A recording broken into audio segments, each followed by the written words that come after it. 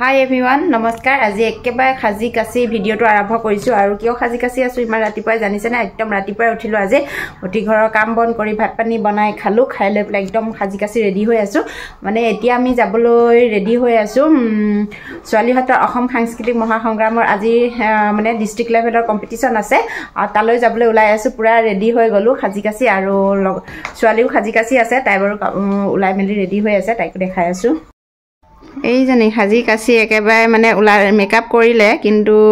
তাই কাপোৰ চাপোৰ পিন্ধা নাই মানে কাপোৰ পিন্ধা নাই এফালে চাই দিয়া আকবাৰ মানে তাই কাপোৰ পিন্ধা নাই কাপোৰ তাত পিন্ধিবগে গৈ যেহেতুকে আজি আমি কাপোৰ দেৰিকৈ পিন্ধিব এতিয়ালৈকে কাপোৰ আহি পোৱাহি নাই বাকি আপোনালোকক সকলো দেখাই আছো এফালে চোৱা আকৌ বাকি সকলোবোৰ আপোনালোকক দেখাই থাকিম ভিডিওটো আৰু ভিডিওটো শেষলৈকে চাই থাকিব দেই আৰু মই গুৰু কৰিশ্মা বৰাক এডখতে বহুত বহুত ধন্যবাদ জ্ঞাপন কৰিছো কাৰণ তাই ইমান কষ্ট কৰি এহেতক ইমান দূৰ আগবঢ়াই নিয়াৰ কাৰণে বহুত বহুত ধন্যবাদ কৰিশ্মা তোমালৈ আৰু ইয়াতে অসম চৰকাৰলৈ বহুত বহুত ধন্যবাদ জ্ঞাপন কৰিছো কাৰণ ইমান ধুনীয়া এটা পদক্ষেপ লৈছে ইহঁতক যে ইমান ধুনীয়া এটা সুযোগ দিছে তাৰ কাৰণে বহুত বহুত ধন্যবাদ আৰু ইহঁতে এতিয়া নাচিবলৈ পুৰা ৰেডি হৈ আছে এতিয়া যাব আৰু ষ্টেজলৈ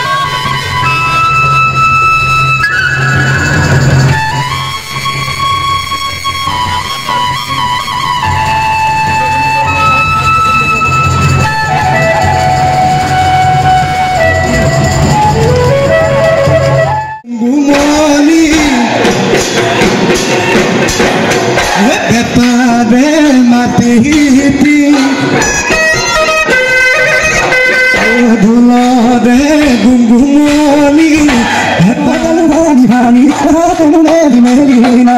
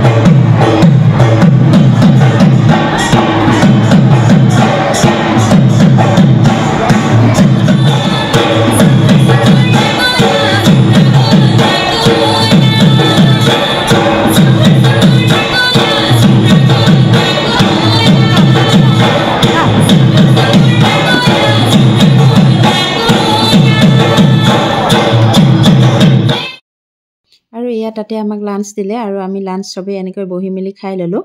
তাৰ পিছত মই যিখিনি জিলা ভিত্তিক পৰ্যায়ৰ যিখিনি প্ৰতিযোগী আহিছিলে সকলোৰে ভিডিঅ'খিনি অলপ আপোনালোকক দেখাইছো কেনেকুৱা পাই জনাব